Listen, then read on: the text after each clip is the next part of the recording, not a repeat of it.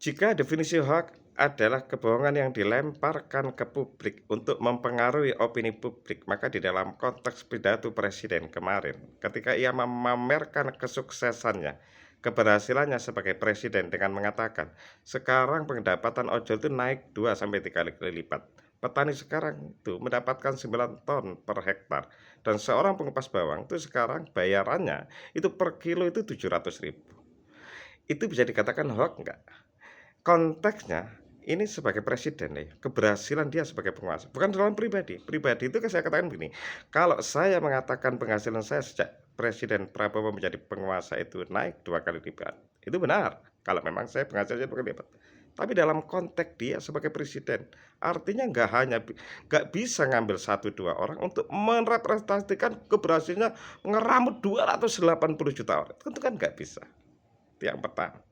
Itu dia dikatakan hoak nggak? Jika dikatakan hoak, punya konsekuensi hukum nggak? Kalau enggak, tentu sangat aneh itu.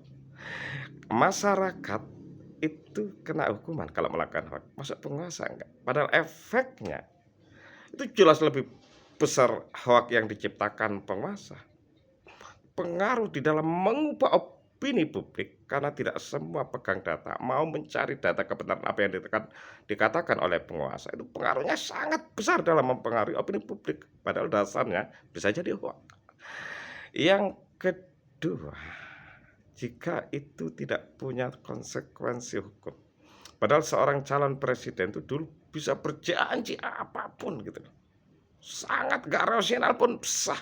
Dan ketika ia menjadi penguasa, menjadi presiden, ia tidak dihukum dan tidak punya konsekuensi hukum ketika apa yang janjikan itu tidak dilakukan. Itu nggak punya konsekuensi.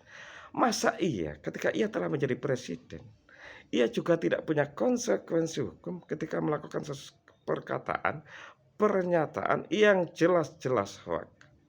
Jika benar itu nggak punya konsekuensi hukum apa-apa, tentu sangat berbahaya dari perjalanan bangsa ini.